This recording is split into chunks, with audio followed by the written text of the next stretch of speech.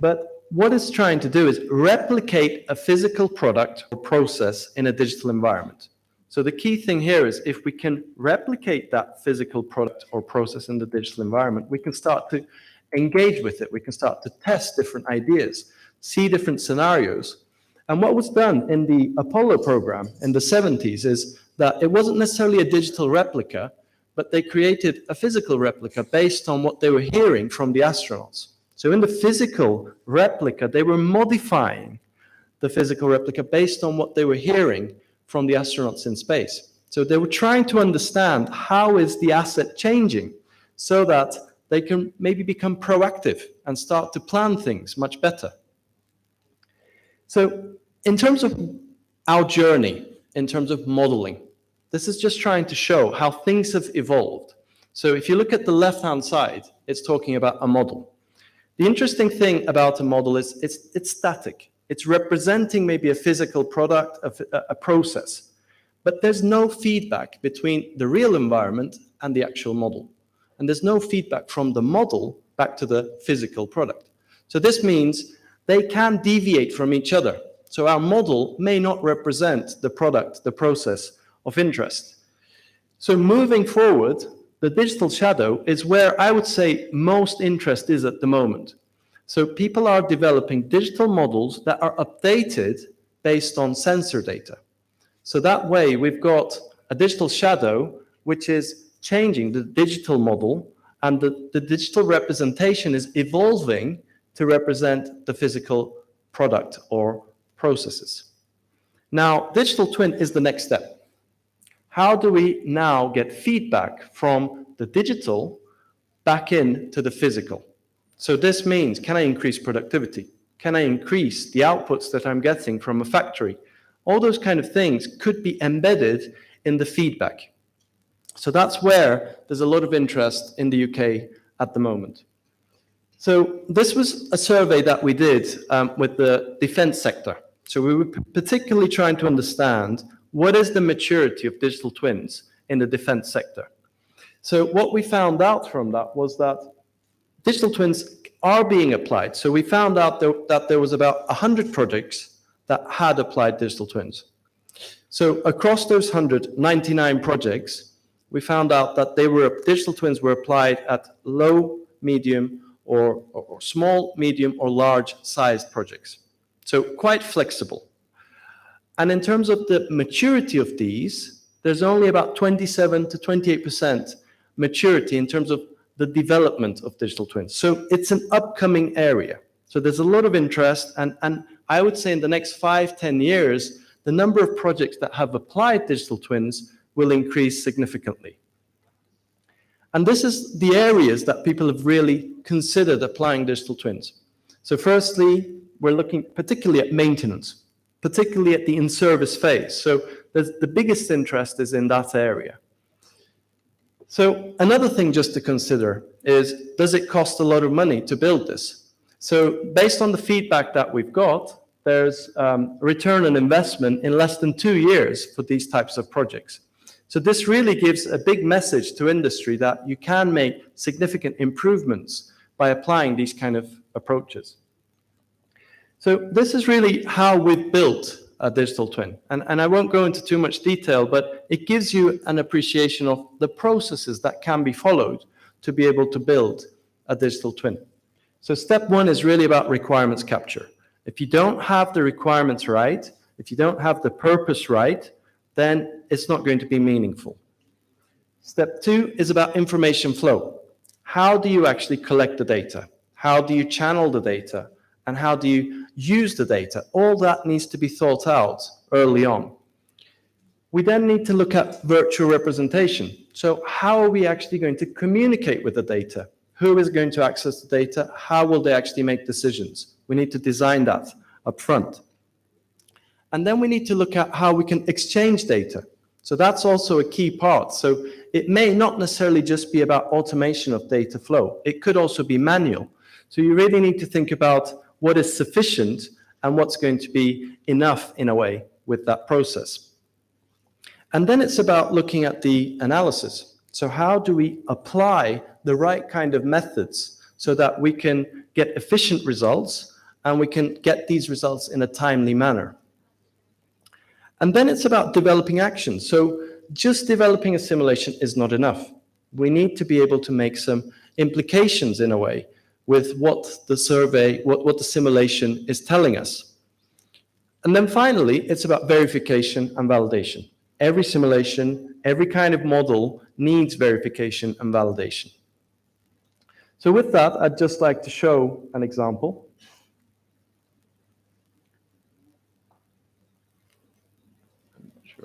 I'm not sure if it's possible to start the video. Great, thank you. So this is an example where we've used augmented reality.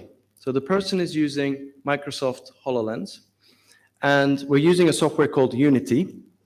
And the idea is we've got a digital twin of a gearbox. So what you can see here is a digital representation of a gearbox. And we've got data coming from sensors. And what we're trying to do is improve the performance of the gearbox. So for us, the key thing was not just to represent the gearbox digitally, but to actually provide feedback from the digital back into the physical asset.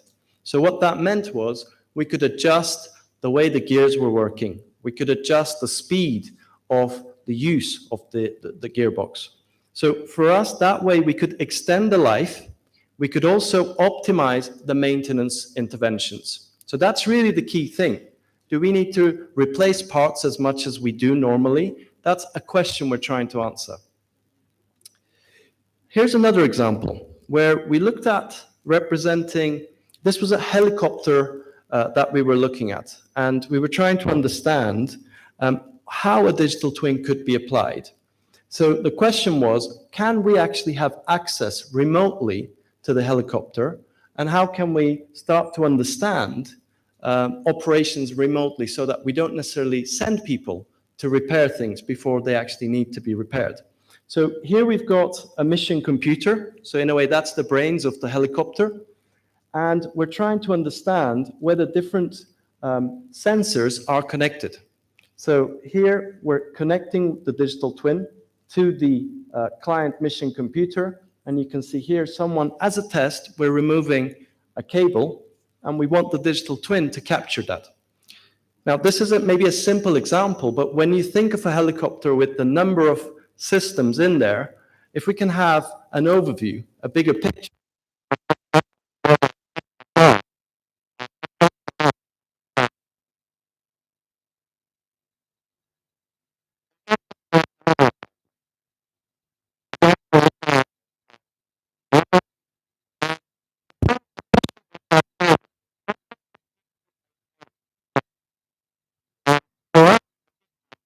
One person that has access to information.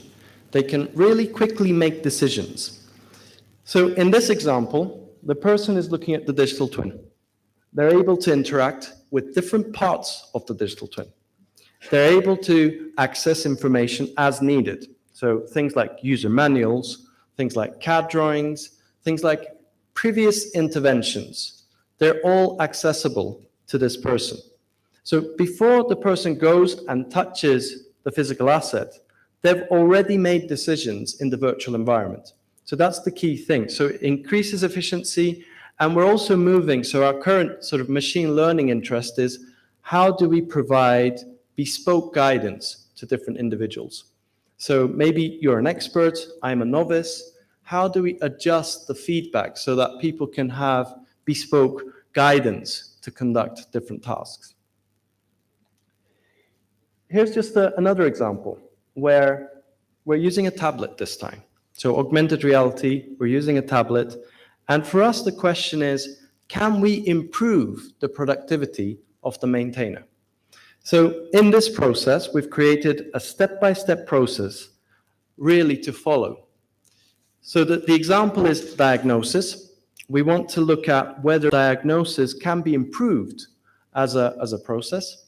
And we're giving a step-by-step process by asking the right questions, but also trying to collect information in this process so that we can improve the way diagnosis is done in the future.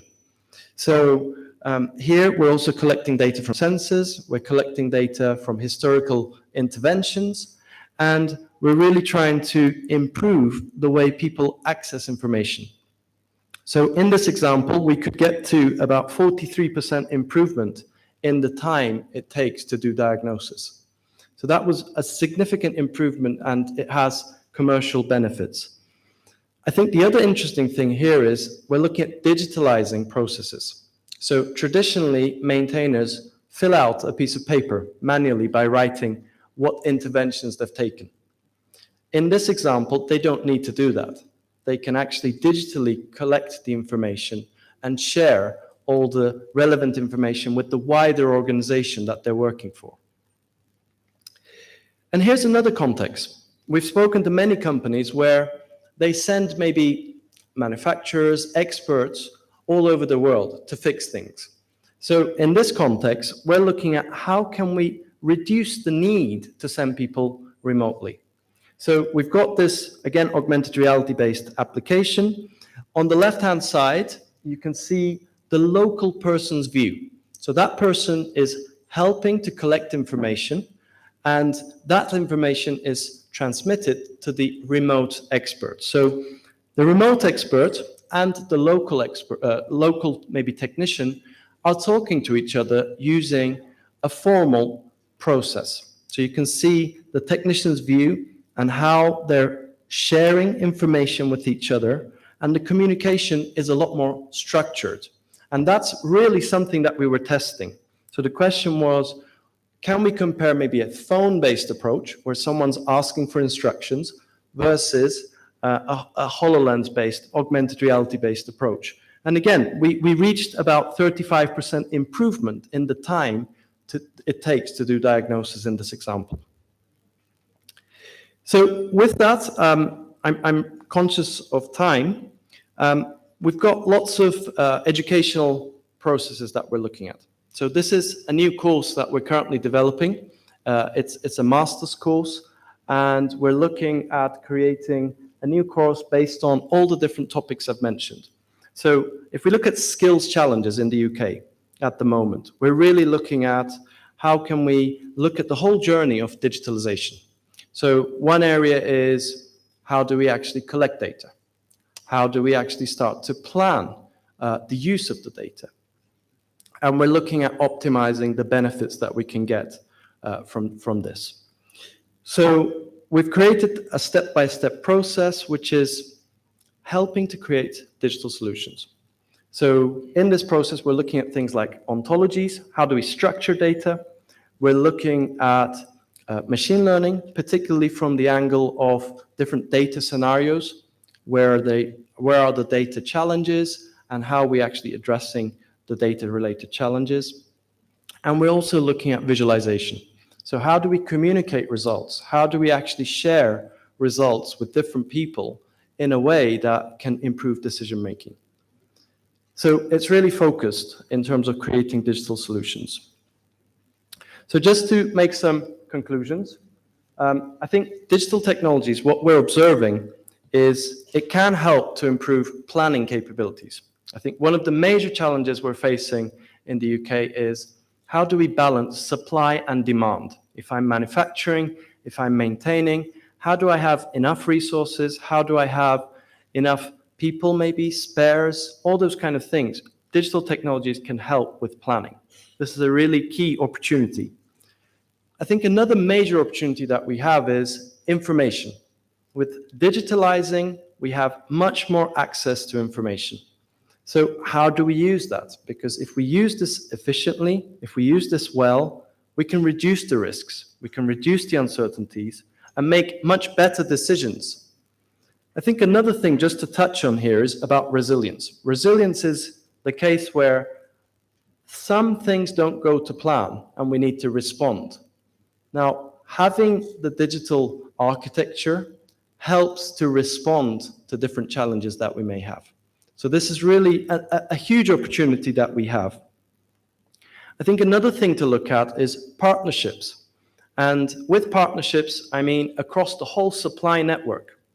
There's huge opportunities to actually interact, to collect information, share information. I think we're moving away from a siloed-based approach to much more integration.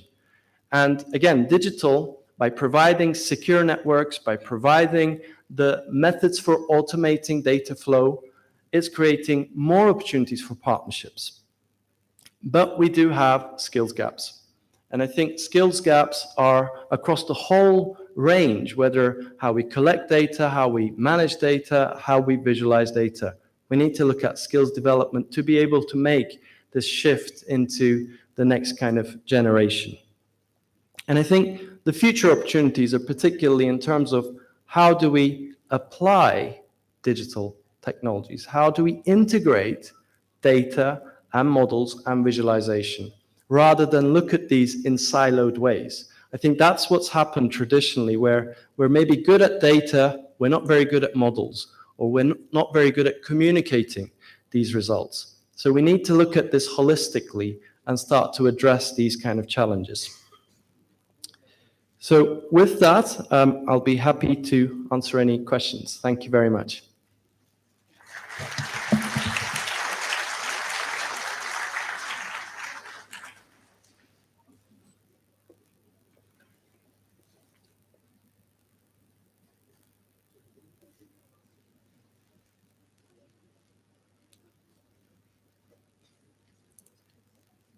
Please. Thank you very much. I think I'm audible.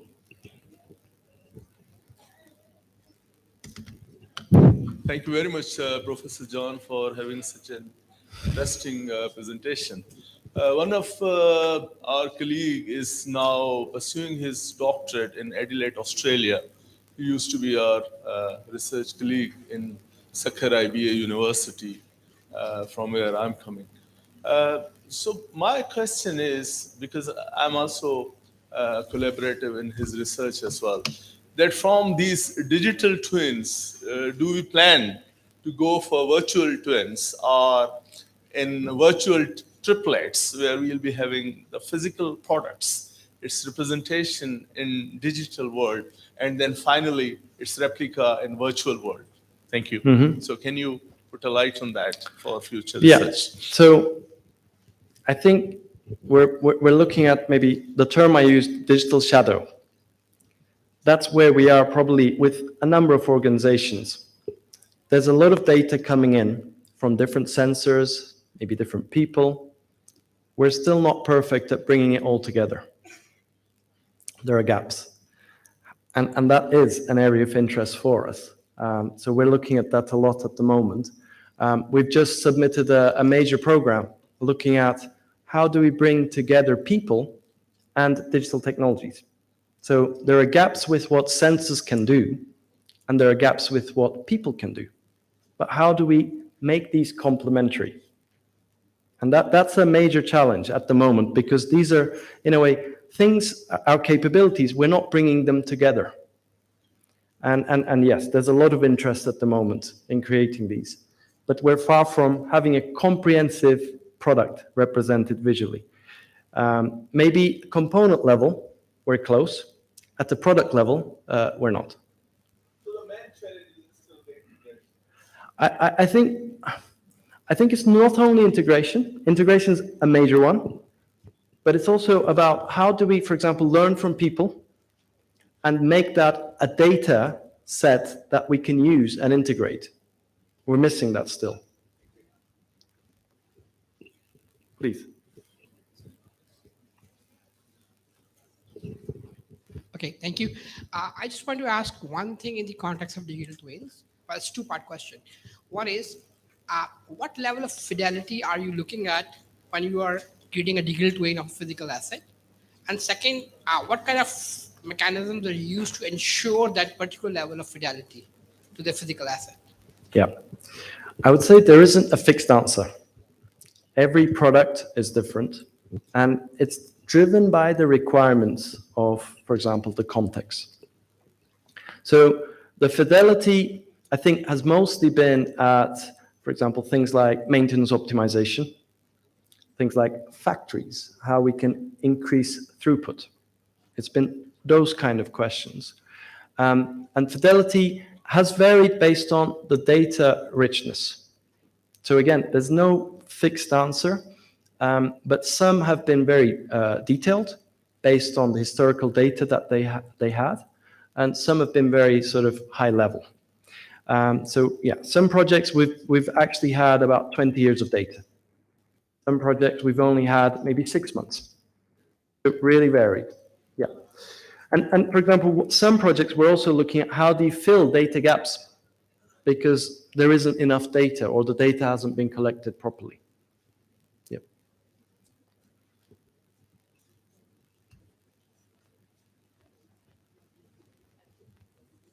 Hello. Hi, Professor Ahmed, Mujtaba Rafiq. I am a development engineer for Kia here in Pakistan. I'm a huge fan of space and space exploration, and being that space is the final frontier. A lot of research and development has gone into the colonization and the future colonization and exploration of Mars and Moon itself. So what do you think that the digital twins technology could have any application when it comes to the future colonization of Mars and when it comes to the maintenance of a future habitable space in Mars? Thank you for the question. We're actually talking about this in the UK, so perfectly timed question. I think there's huge potentials to apply this because we need to become much more efficient with how we manage data. And digital twin is one of the approaches or a way to handle data. So I think the potential is how do we reduce the cost of actually collecting information? How do we collect enough data to make the decisions that we need to make? And I think the outcomes will be things like much more efficient, effective design solutions for living in space and operating in space. So I think moving forward, we need to look at design. I think design's a huge challenge, and we need to look at the methods and the data requirements across the life cycle.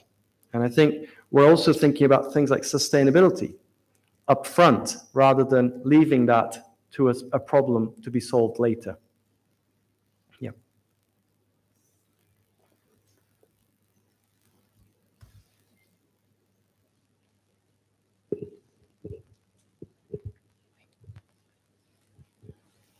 Yes, Professor, first of all, thank you for giving such an informative and engaging presentation. My question is related to the presentation that can you please expand on the difference between a shadow twin and a complete virtual twin? Yes, sure. So a shadow is where we're collecting data from the physical asset into a digital model, but it's one way. So that data stays in the digital model. In the twin, we have that loop. So from the digital model, we're providing information back to the physical asset. And we may define some rules. For example, we want to improve a particular characteristic. We want to improve efficiency, or we want to improve the time it takes to do particular tasks. So the digital actually has a role to make some improvements in the physical. So yeah, the shadow is more about probably being able to represent it, the physical product in a digital environment.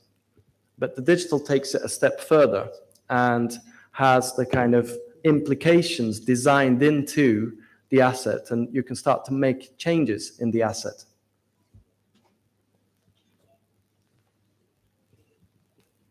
Thank you, Professor Ahmed. Wonderful talk. It's such an, judging by the response and the questions of the audience, it is evident that it was very engaging. For the audience, I would like to announce and share the information. Professor Ahmed is with here till tomorrow. He is part of multiple sessions, various competitions he's judging as well. In case you have further queries, we are having multiple sessions for him as well. Thank you, Professor. Thank you very much. Thank you.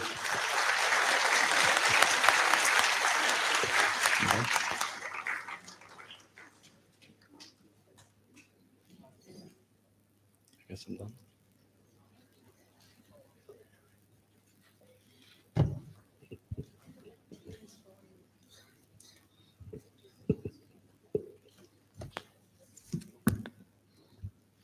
Thank you, sirs, for your kind input and address. Hopefully, our participants have learned a lot from your insights. It's our great honor that Mr. Sardar Yasir Ilyas Khan has graced us with his presence.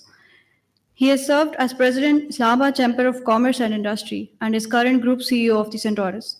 With that being said, let's call upon none other than Mr. Sardar Yasir Ilyas Khan.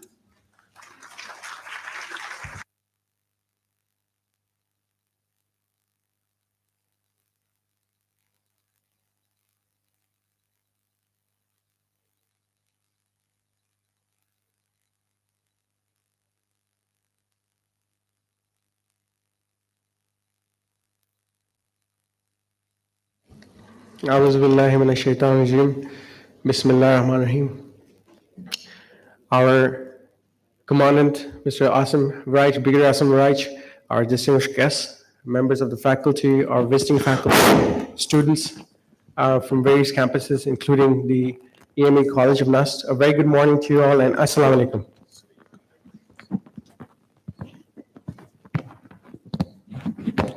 So I had a bit of a cold and woke up this morning and took Panadol night instead of taking Panadol day. So I had a bit of a drowsy approach coming to the institute.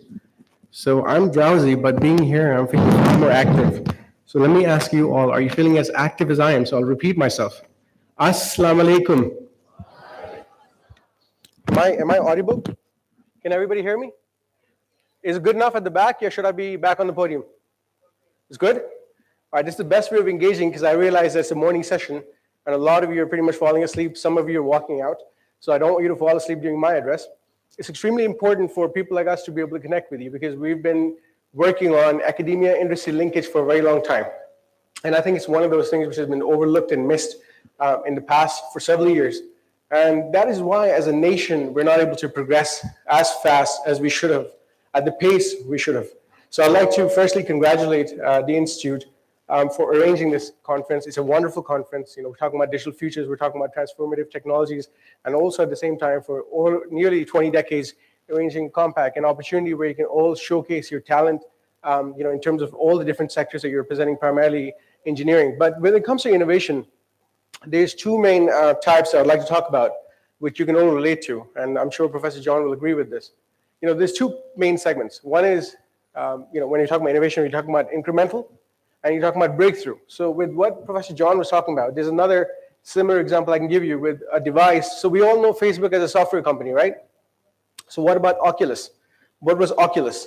Oculus was an augmented reality VR device that they came up with, and they're making billions out of it, similar to what Professor John was talking about, but it's not as, you can't really apply it to what you're saying, with regards to looking at devices, looking at doing diagnosis on equipment, because it was designed for virtual reality, being able to watch movies, stream movies, play games. But a concept which was then applied and now similarly being used by an institute for far better innovative purposes. So it's incremental growth. Take an existing technology, improve upon that, so that's incremental. And then you have breakthrough, which is a complete revolution idea. So something what Einstein would do, take something which has just never been done before. And that's what we're here. So we're looking at new ideas, and we're taking at existing ideas that can be improved upon. So that's, when we look at the concept of think global, act local. Why can't we take technologies that are around the world and reapply them back home in Pakistan? It's very simple. I don't see any rocket science in this. And this is one of the things which is why we're behind. So let me engage you. I need to understand who my audience is. From all the students that are here today, how many of you are going to be leaving Pakistan? Whether it's for higher studies, whether it's for masters, whether it's for jobs. So I need a raise of hands to know, and be honest. How many of you are leaving Pakistan? Can I ask why? Is it because of jobs? Is it because of money? Is it because of opportunities? Is it because of education? Education? Money. I need to raise a hands for money. Come on, money's always there, right? It's a byproduct. It's one of the biggest incentives. But let me give you some ground work with Pakistan. We've always overlooked a lot of segments, and I really appreciate the visiting faculty that are here from overseas because they've seen the world. People like us, I've come from overseas as well. I'm an overseas Pakistani. I've seen a lot, but look, we can only add value back home. Pakistan needs that innovation, and it's what you're learning here. Being enabled in this enabled environment, it's a very enriching experience. What I saw in the videos is extremely, positive. It's extremely encouraging to see such a great, campus. You're looking at over 200 acres with all the different types of facilities. If you compare this with remote areas, remote countries that don't have what you have, use this to work on Pakistan to make this country better. Look, It has a lot of potential. It's still a growing economy. We only had about 70 years of independence. There's a long way to go. And the reason I'm saying this is people don't really realize what our potential is. In terms of IT, it's a very basic figure. Do you know how much we're exporting in terms of net exports for IT alone? Just close to 2 billion. Do you know how much India is exporting? $136 billion annually. So we're nowhere near that, and the potential is there. We have over 2,000 software companies registered in Pakistan. We have a lot of companies that are working with Amazon. We're working with American hospitals like John Hopkins, a great name, great brand. There's many more, and there still can be many more, but we need to get out there. The one thing I talk about academia and industry. Last year we went to 2 IT parks in I-9, our industrial state. And when I asked them that are these students that are graduates working for you as interns or working full-time, are they supplied with the right curriculums? They're like, no. It takes another 4 to 6 months to retrain those students based on today's market demands. So I've spoken to your commander and I've spoken to your faculty, and they're extremely positive. NUST is one of the most forthcoming institutes when it comes to connecting with academia, with the industry, and this is why I'm here. I've been to your other campus, I've been to various others, I've been to IST, been to Bahia as well, and this is one thing we're working on very actively. During your courses, at the very initial stage, during the first year, second year courses, we allow ourselves to come and give you career guidelines, career counseling, for you to know exactly, one, where your potential is. You could be passionate about electrical, and you might be pursuing mechanical. You might be active about hardware and computer hardware, you might be going for software. You need to know where your strengths are. The saddest thing in life is wasted talent. So with the industries, we want you to know what the trends are for the next 5 to 10 years. And this is a great advantage you can take from Professor John being here from the UK. He can tell you exactly where the world is headed. I mean, because the UK is far more advanced than we are in terms of medical, and as far as, as I know, IT as well. I've had the pleasure of, I think, landing at Cranfield. I'm a pilot, so I fly from Denham to Cranfield quite often, so it's a wonderful location. And, for exchange programs, this is a great opportunity. We can always learn from each other. So for all of you that have the opportunity of going overseas, go and see where the world is. Or even from home, with augmented reality, you can put your Oculus VR device and be anywhere you want to be. That's how the world is changing. We need to prepare ourselves. Pakistan is a virgin market. When you look at where the world is, Amazon has been in the world for a long time. PayPal, the electronic e-payment partners have been there. Pakistan doesn't have them yet. Pakistan is getting there. So use that opportunity. We're already trading on Amazon globally, but it's not here in Pakistan yet. So when it is here, be ready for it. We've got cryptocurrency now, blockchain technologies, NFTs, metaverse. All these words are actually going to happen in Pakistan. That technology is coming here. We just need regulation, better policies, but with the right government, it'll be here. Look, the world understands that Pakistan is a huge market. Now, I'll give you some examples. I'm sorry for the sort of dry throats. If I can just get some water from someone. The basics with regards to Pakistan's export, your country's size is huge. This is another question I expect you to know. How big is Pakistan, guys? Square kilometers wise, how big is it? हमारा रकबा कितना है क्या? 880,000 square kilometers. It's a huge country. Population wise, currently about 227 million. The one thing we're extremely good at exponential population growth. So let me give you some basics. I was with the ambassador of Azerbaijan yesterday. Azerbaijan, in terms of population, is far smaller, 10 million people. Guess how much Azerbaijan is exporting? $40 billion annually. Bangladesh, similar to Pakistan, 160 million people, they're exporting about nearly $40 billion as well. So what's wrong with Pakistan? Why can't we go beyond 25 billion? And we're constantly now, the government is saying we're going to be imposing an import ban on Pakistan with regards to, restricting imports so that we can stabilize rupee, but that's contrary to what I believe.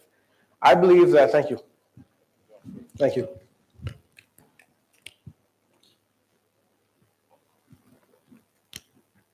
I believe that Pakistan can do far better. Look, with regards to our potential of different segments that we're working in, let me give you another fact. And this is something to motivate you. Do you know that we have the 5th largest reserves in the world of minerals? In terms of gems, jewelry, 5th largest in the world. So here's what happens. 80 to 90% of diamonds are being processed in India. They have the technology, they have the market, they're good at marketing themselves. So IGI, GIA certification is being done in India and being sold worldwide. Why isn't Pakistan able to do that? So our best sapphire coming out of Kashmir, our best stones coming out of KPK, out of Hunza, are being neglected, being wasted because our processes, and I'm giving you the ideas, we're still using blasting techniques. So in blasting, 70% of that is wasted. Our marble is again wasted because we're still using blasting. So why aren't we coming out with innovation? Why can't we do the processing here, certification in Pakistan, and re-export those at higher value?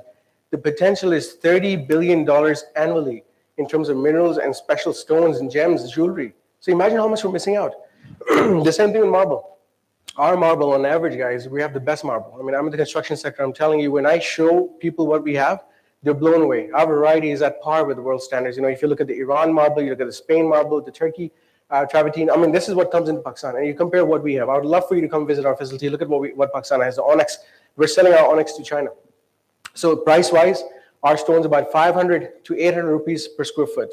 If you look at the others, they're about 1,200 to 1,500. Some are even 3,000, 4,000 rupees per square foot. And we're not exporting these. We're not promoting ourselves. In terms of our agro, 5th largest producers of mangoes in the world. We have probably the 4th, 5th largest in terms of sugar canes. We have the 7th largest in terms of wheat, and yet this year we have a shortfall of 2 million tons. Why? We don't have the transfer technology. We don't have the value addition. The processing, like Professor John said, so you may have the equipment, the raw human resource, but you don't have the technology. So without, it's a complete ecosystem. Unless you put everything into the equation, it won't work. So just agro, we can 10th largest producers in terms of rice. So in terms of agro, we can go to $100 billion easily. In terms of IT, currently, with the current state of affairs, $10 billion easily. If you look at leather, if you look at gems, jewelry, like I said, so collectively, Pakistan can go well over $200 billion. And I'm not giving you these hypothetical figures. These are real figures from real industries. We deal with industries on a regular basis. I'm telling you facts. So the potential is infinite.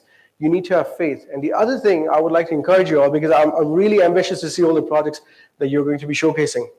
And I'd like to thank the panelists and the people from different industries that are here today. You're encouraging the youth. You're encouraging the future of Pakistan to keep working, to keep innovating. Look, with regards to the ideas, we need to commercialize them, but they have to be based on needs. You can't just come up with an idea because you think it's good. You need to understand that the idea has to be based on a need, a necessity, whether it's local or whether it's global. So is there something that you're working on that actually is a need in the market? If it is, it'll sell. We can commercialize it for you. But if you can't convince your friends or somebody from the industry, then maybe it's not marketable. Everything has to be marketable. Unless and until it isn't, you won't find the investors. So we need to make sure that we're able to commercialize the sort of ideas that you're coming out with at these institutions. Also learn from each other. Help each other grow. The best thing is collective growth. No man is an island. No man can be an island. These are the basics I'm telling you. These are facts I'm telling you from lifelong experiences of having grown amongst a global community. I grew up overseas.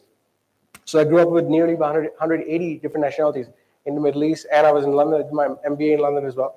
And it gives you global perspectives, makes you a global citizen, allows you to appreciate other cultures without foregoing your own values. So what we saw here today with the videos that you saw of what's happening at the AME College of NUST, this is who we are. This is Pakistan. This is the lifestyle, the ecosystem that we live in harmony as a nation. This is who we are.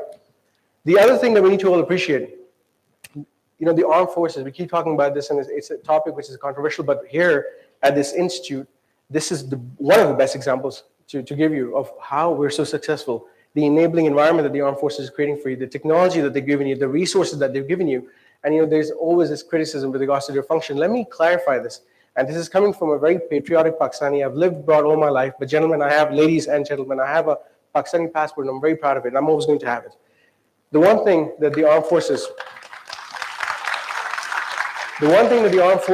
stands for, not just in Pakistan, but globally, it is to protect and uphold the Constitution. And for that, they need to ensure that the state is not being compromised. This is not just in Pakistan, globally. So the minute the state is compromised, they have to intervene, interject in whatever way they can. But let me give you another example. Whenever there's floods, whenever there's riots, whenever there's a fire in Margala, who do we call? The armed forces. They come to bail us out. They have the resources, they have the manpower, but they never say why. They always say when and where. That's how they are. They're there for us.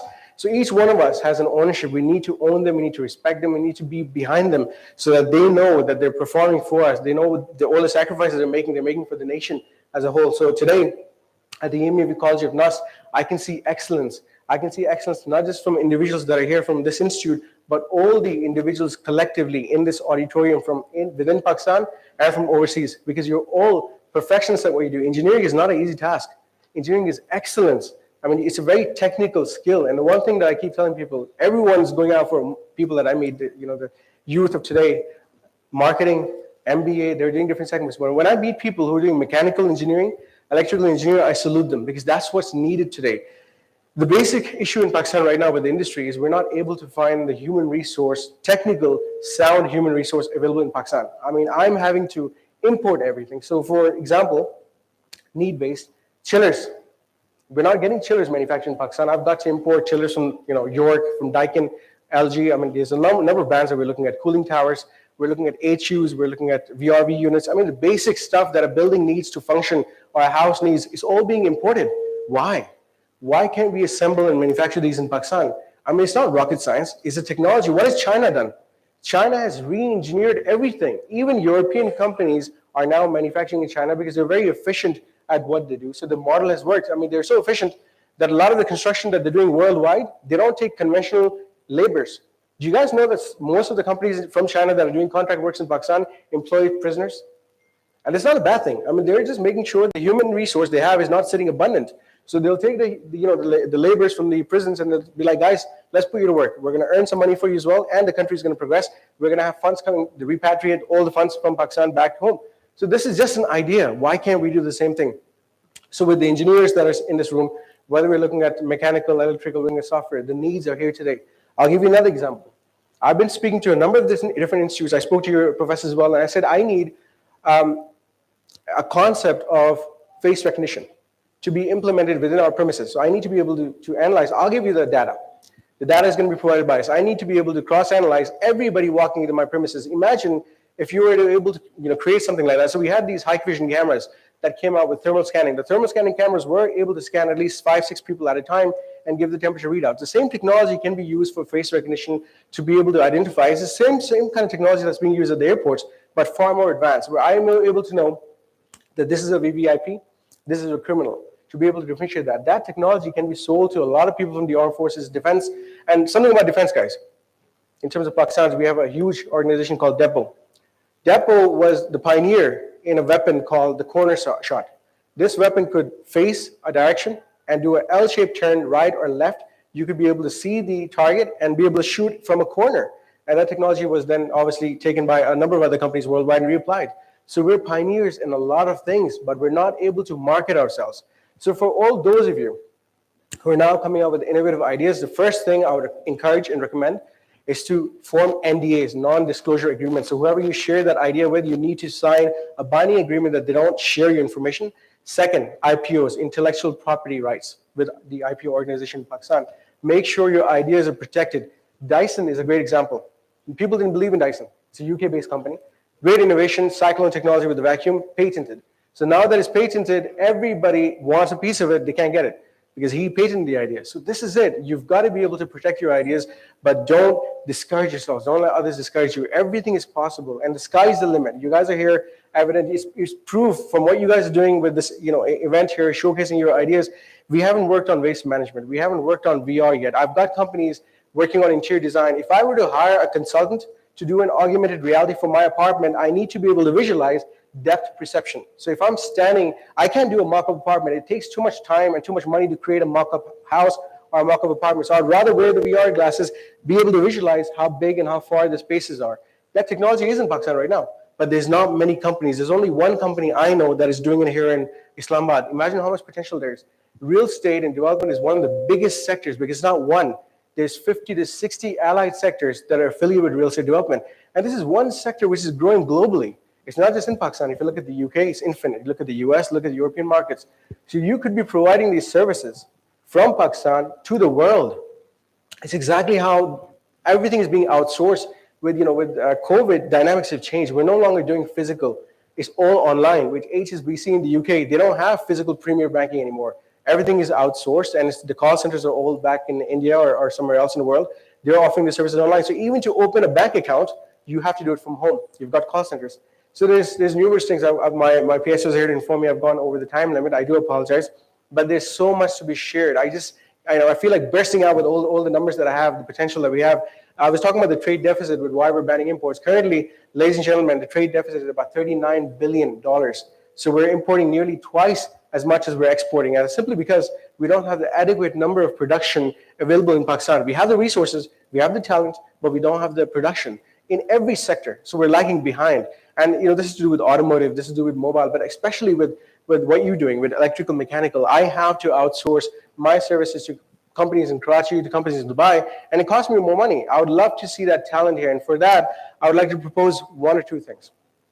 Centaurus is affiliated with everybody. Because I've been with the chamber, I know all the sectors, whether they're pharmaceutical, whether they're IT. I would love to reach out to all of you to be able to connect you with the relevant industries. It's just liaison. That's all I'm going to do for you. I'll be able to connect you with the right circle to help you grow within Pakistan or globally. That's first. Second, with all the ideas that are being presented today, and I'm sure there's going to be more coming in the next few months, if they can be commercialized, I would advise your HODs to present them to us. We'll showcase them for you free of charge at Centaurus. We did the same thing with the main branch of NUST, where we took their ideas. There was a couple of students working on drones, and I love the idea of drones. I love the fact that you now have not just autonomous flying, but you also have people that are able to fly on this drone physically themselves. I mean, this is just another form of travel which is going to be introduced now, because with the GPS positioning, you don't have to be a pilot. It can pretty much fly itself. And obviously, it's got a gimbal, built-in gyro, so self-stabilization flight. The world has changed now so much. It's evolved so much. Technology is already there. You have DJI. DJI has all the programming. We just need to re-engineer it and make it in Pakistan, because we're cheaper. We're very inexpensive. 25,000 rupees. Do you guys know that the per capita GDP in Pakistan is the lowest?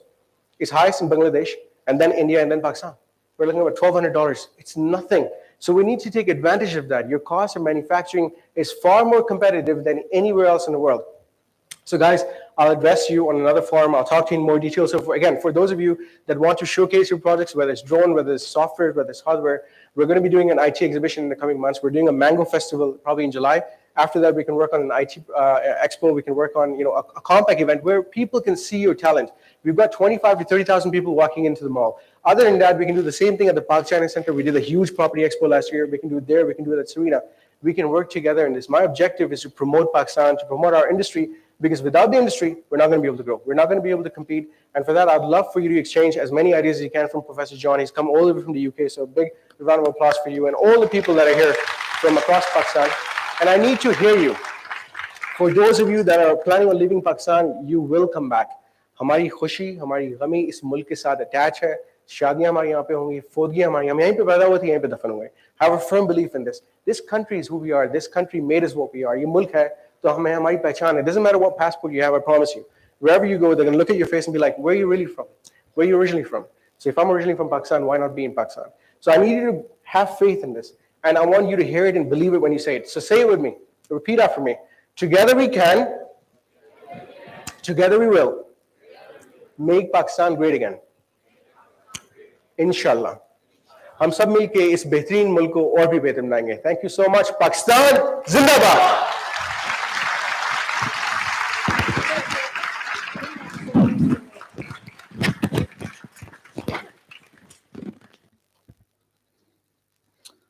I would now request Dean of College of EME, Brigadier Dr. Amir Ahmed Bakai, to please come on the stage to present souvenirs to our guests. Ladies and gentlemen, Dean of College of EME. At the same time, I would avail the occasion to invite Chair IEEE Islamabad Chapter, Dr. Uzair Khan, to receive his souvenir from Chief Guests and Dean of College of EME, Dr. Uzair.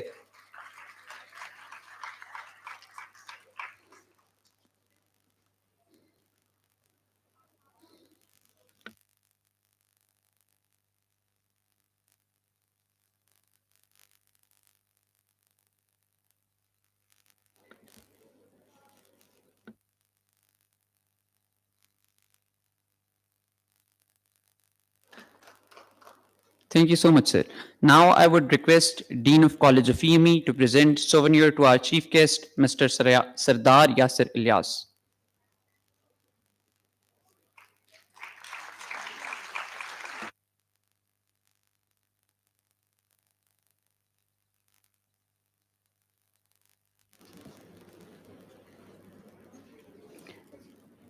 I request the Honorable Chief Guest and Dean to take seats. Thank you so much, sir, for your presence.